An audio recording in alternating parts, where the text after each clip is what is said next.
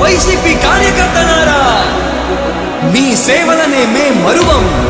మీ అందరికీ మా వందనం.